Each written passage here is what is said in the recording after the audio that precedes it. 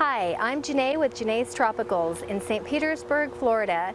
I'm here today to demonstrate how to grow onion transplants from seed. You'll need the following materials. You'll need a seed tray, milled sphagnum moss seed starter, onion seeds, and a watering can. It's a good idea to begin your seed about 6 to 8 weeks prior to springtime. So by the time spring hits, you're ready to transplant and grow your onions.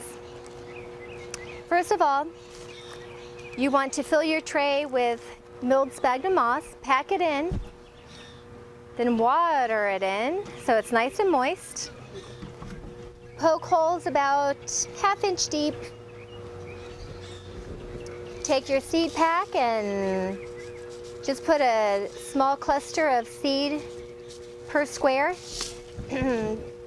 Take your finger and cover the seed up with just a thin layer, maybe 1/4 inch, and then water it in so it's nice and moist.